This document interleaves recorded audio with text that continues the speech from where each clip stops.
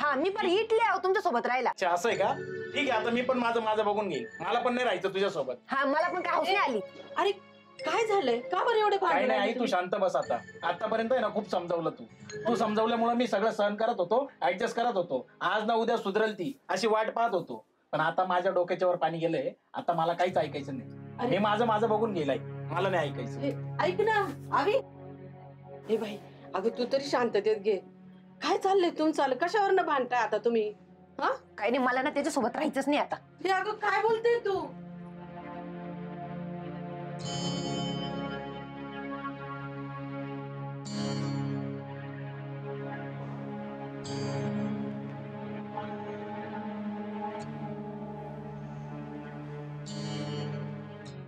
बाळा हा काय करतोयस?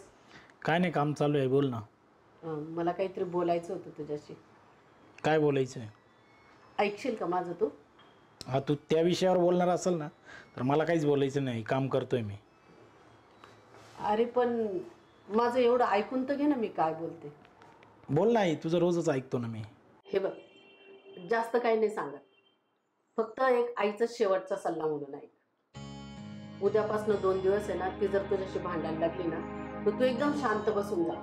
तिला काहीच प्रतिउत्तर देऊ नको. तू एकदम शांत बसून जायचं. तिला उलट बोलायचंच नाही काहीच. एकदम शांत बस. बघ बरं काय होतं ते. पण याच्याने काय होणार आहे आई? आणि बघ तर करून, यातून झालं तर चांगलंच होणार आहे. तसं तुम्ही डिवोर्स पर्यंत पोहोचलेच. तुम्हाला काय करायचं ते तुम्ही करू शकता. पण एवढा आईचा एक शेवटचा सल्ला आहे, फक्त 2 दिवस. हा, नाही तर मग तुम्ही डिवोर्स घ्यायला मोकळेच. काय म्हणतो?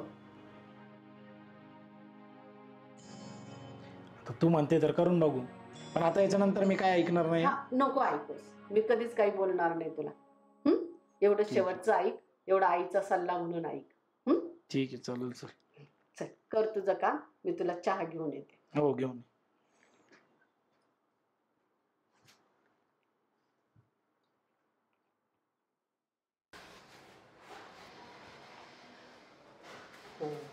सारिका काय करतेस बाळा? काही नाही, थोडस दळण करून ठेवते. मला तुझ्याशी काही बोलायचं.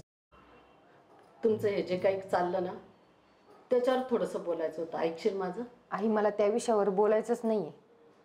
मी खरं सांगू तुम्हाला, मी खरंच थकले हो आता. अगं बाई माणूस आहे आपण. बाई माणसाला ना कधी पण माघार घ्यावीच लागते. हां ऐक माझं, मी तुला काहीतरी सल्ला देते, तेवढा फक्त सासू म्हणून नको, एक आई म्हणून ऐक. ऐकशील? काय म्हणताय? हे बघ, फक्त 2 दिवस आहे ना, तो भांडायला लागला ना तुझ्याशी तर तू त्याला उत्तरच देऊ नकोस. त्याच्या तोंडाला तोंडच देऊ नकोस. फक्त ऐकत राहतो काय म्हणतो ते. बघ यातून काय होतं ते. मग काय होणार आहे तेवढं करून? हे बघ, झालं ना तर सगळं चांगलंच होऊन जाईल. नाही तर तसे पण तुम्ही डिवोर्स तर घेणारच आहे. मग मी काहीच म्हणणार नाही तुला. पण एक आईचा सल्ला म्हणून ऐकशील? हं एवढं बरं, शेवटचं माझं एवढं ऐक बाळा. ठीक. चल.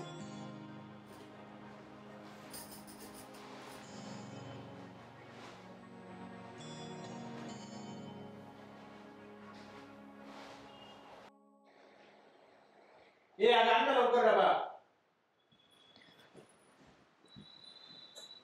पिशवी तर दे.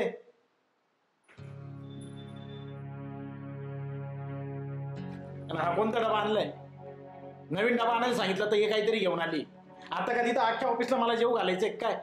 एक काम सांगितलं ते पण धड जमत नाही तुम्हाला. फक्त काम करायचे म्हणून करता, जीवावर आल्यासारखे.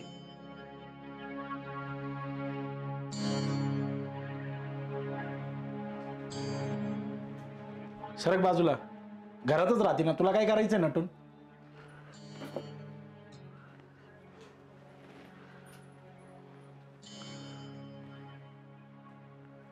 ही भांडली का बरं नाही माझ्याशी आज?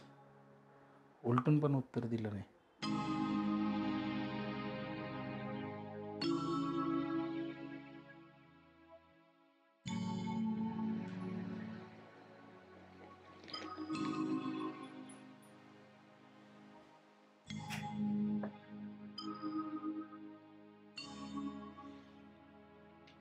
चालले मी फॅन घेऊन. तसं पण माझ्या वडिलांनीच घेतलेलं आहे. आणि आता परत मागे येऊ नका फॅन दे म्हणून.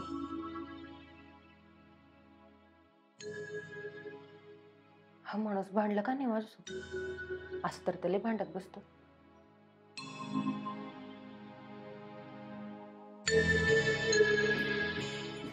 हे घे तुमचे कपडे इस्त्री करायला तर जाळून टाका. मला काही घेण देण नाहीये. आणि त्यावेळेस मी तुमच्या कपड्याची इस्त्री करायला सगळं काम करेन. मी का मोल करेन नाही तुमची.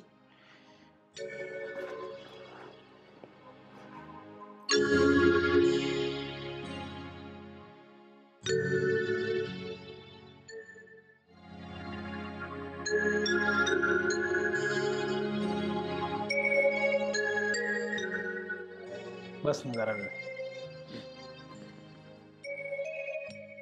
मला तुझ्याशी काहीतरी बोलायचंय. बोला ना. आता तू पहिल्यासारखं भांडत नाही माझ्यासोबत. तुम्ही तरी कुठं भांडताय माझ्याशी?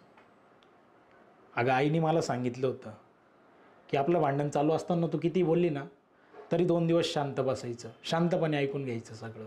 हो काय सांगताय? हो आईने पण मला हेच सांगितलं होतं की ते किती भांडले ना तुझ्याशी तर तू शांतपणे ऐकून घे. अच्छा, म्हणजे तुला पण आईने तेच सांगितलं होतं? हा. अगं बघ ना मग, किती छोटीशी गोष्ट होती पण आपण त्या गोष्टीचा कधी विचारच केला नाही आणि त्याच्यामुळे आपला शब्दाने शब्द वाढत गेला, वाद वाढत गेला आणि आपण डिवोर्सपर्यंत जाऊन पोहोचलो. खरंच आपण या गोष्टीची काळजी घ्यायला पाहिजे होती. हो ना. पण या सगळ्यामध्ये ना आपल्या आईमुळेच आपलं सगळं व्यवस्थित झाले. चल आपण आईला भेटलं पाहिजे. आई, जगामध्ये आईला सर्वश्रेष्ठ का म्हणतं ना आज कळालं मला. आई खरंच ग्रेट असते. कारण ती आई कोणाची असो, मुलाची असो की सुनेची असो. आज छोट्या छोट्या गोष्टीवरून वाढणारा वाद आमचा डिवोर्सपर्यंत पोहोचला होता. पण तू दिलेल्या एखाद्या छोट्याशा मंत्राने म्हण किंवा एका छोट्या गोष्टीमुळे आमचा डिवोर्स वाचला आणि आम्ही सुखाने संसार करू शकलो. खरंच आई, तू खरंच ग्रेट आहे. आणि आई तुम्ही खरंच माझ्या सासू नाही तर खरंच आई आहे. जसं मी मायाची आई शोधली ना तसं मला सासू दुसरीच आई भेटली बघा. आणि मी तर म्हणते सगळ्या मुलींना ना तुम्ही सारखीच सासू भेटली जे मुलाचा आणि सुनेचा संसार टिकून घेईल. तुम्हा दोघांना हे समजलं ना याच्यातच सगळं मला पावलं. खरं तर हा आईचा कान मंत्र आहे ना हा तुमच्या वयातल्या सगळ्या जोडप्यांना समजला पाहिजे आणि त्यांनी तो अंमलात आणला पाहिजे. प्रत्येकाला काय वाटतं माहिती आहे का की समोरच्याने आपल्याला समजून घेतलं पाहिजे. पण कधीतरी आपण पण समोरच्याला समजून घेतलं पाहिजे. आणि आत्ताची मुलं काय करतात माहिती आहे का, स्वतःच्या युगोसाठी ना अगदी चांगला चाललेला संसार, चांगलं नातं क्षणात सोडून द्यायला तयार होतात, क्षणात तोडून टाकतात. आणि हे असं नको व्हायला रे. आमच्या काळात असं कधी होत नव्हतं. कारण आमची पिढी आहे ना खूप एकमेकासाठी म्हणजे समंजसपणे वागायची, समोरच्याला समजून घ्यायची आणि काही गोष्टीत माघार घ्यायला पण तयार असायची. त्यामुळे ते नातं खूप टिकायचे. कधीच तुमच्यासारखे असे डिवोर्स होत नव्हते. तर मला असं वाटतं ना की हल्लीच्या पिढीने सुद्धा मागच्या पिढीचे काही विचार तरी घेतलेच पाहिजे. कारण ते खूप मोलाचे होते. आणि हा आईचा कान मंत्र तुमच्या वयाच्या सगळ्या जोडप्यांनी अंमलात आणायला पाहिजे. खरंच खूप चांगलं होईल सगळ्यांचं. खरं तर संसार कसा असतो माहिती आहे का, सुईच्या टोकासारखा असतो नाहीतर मुसळासारखा असतो. मग आपण ठरवायचं असतो की तो आपण कसा करायचा, सुईच्या टोकासारखा की मुसळासारखा.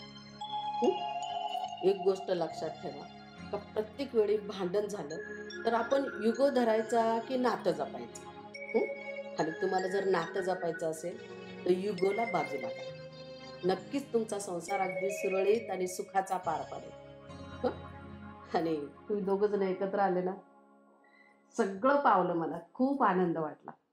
असे सुखी राहा, आनंदी राहा आणि याच्या पुढे आईचा सल्ला नेहमी लक्षात ठेवा.